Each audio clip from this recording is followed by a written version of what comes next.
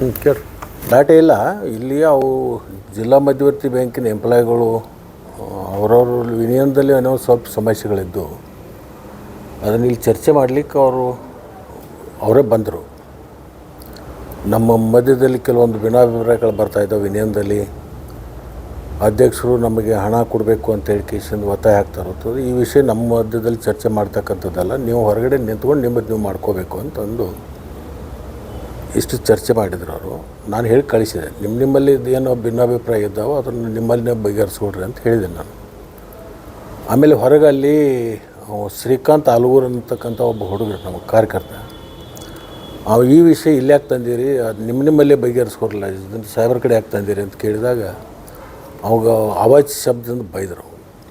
ಯಾರಿಗೂ ಶ್ರೀಕಾಂತ್ ಆಲೂರ್ಗೆ ಅವಾಗ ಜಾತಿ ನಿಂದನೆಯೂ ಮಾಡಿದರು.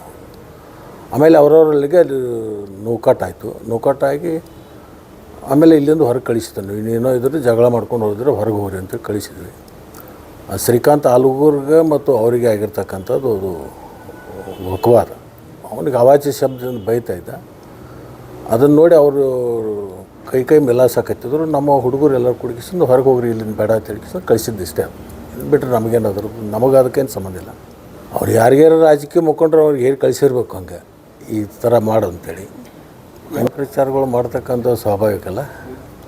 ಈಗ ಅರ್ಧ ಅವಧಿ ಆಗೈತೆ, ಮುಂದಿನ ಅರ್ಧ ಅವಧಿ ಒಳಗೆ ಇಂಥವೆಲ್ಲ ನಡೀತಿರ್ತಾವೆ. ಅದನ್ನೆಲ್ಲ ಹೊಡೆದು ಇಲ್ಲೇ ನಮ್ಮ ತಾಲೂಕದಾಗ ಆಗಿರ್ತಕ್ಕಂಥದ್ದು ಸ್ವಾಭಾವಿಕ. ಯಾರಾದರೂ ಅದ್ರದ್ದು ಹೂಡಿರಬೇಕು. ಅದ್ರದ್ದು ಮುಂದೆ ತನಿಖೆ ಆದಮೇಲೆ ಗೊತ್ತಾಗತ್ತೆ. ಅದು ತೆಗಿತೀವಿ ಅದನ್ನು ಏನಾದ್ರು ಅನ್ನೋದು.